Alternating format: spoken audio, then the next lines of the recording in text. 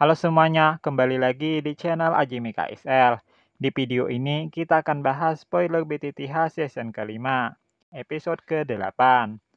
Pada episode ke-7, kualifikasi ujian masuk Akademi Dalam telah menemui babak terakhir.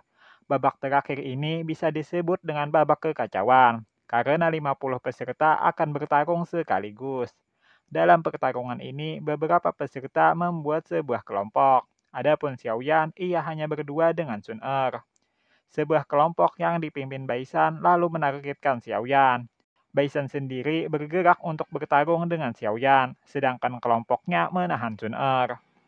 Pertarungan dengan Baisan tidak terhindarkan. Bentrokan antara Xiaoyan dan Baisan terlihat sangat sengit. Baisan adalah orang yang memiliki doki petir. Serangannya sangat tajam dan kelincahannya sulit dihadapi. Teknik do-nya juga merepotkan. Baisan membuat sebuah tombak petir dan menyerang Xiaoyan. Xiaoyan terpaksa menggunakan doki apinya. Dengan teknik itu, Xiaoyan menahan serangan Baisan dan balas menyerang Baisan. Hanya dengan sekejap situasinya berubah. Kali ini Baisanlah yang menjadi karung tinju. Melihat adegan ini, baik para murid ataupun tetua akademi mereka merinding. Xiaoyan disebut sebagai orang gila oleh para murid. Sedangkan para tetua berebut ingin menarik Xiaoyan ke dalam departemen mereka. Apalagi tetua departemen alkemis. Ia tahu bahwa Xiaoyan memiliki api surgawi dan sangat menginginkan Xiaoyan bergabung dengan departemennya.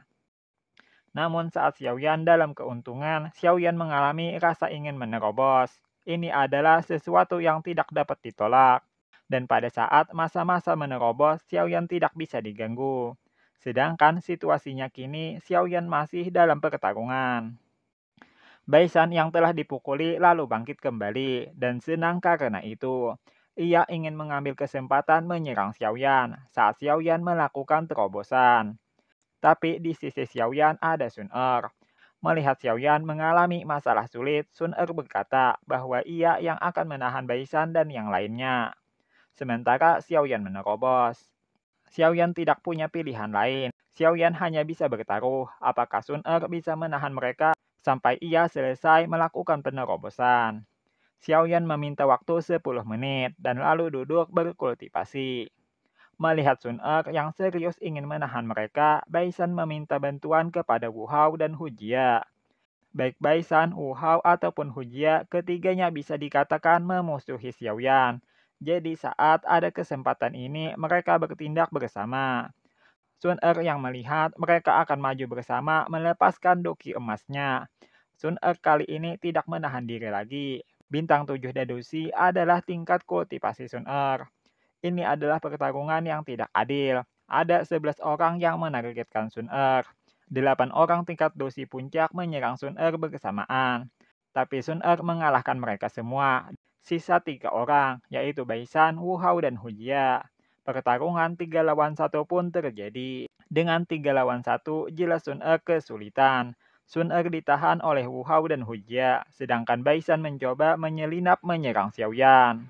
Sun Er tidak punya pilihan lain selain menahan serangan Baisan dengan tubuhnya sendiri. Serangan menyelinap Baisan membuat amarah Sun Er mencapai puncaknya, dan Sun Er hampir menggunakan teknik rahasianya.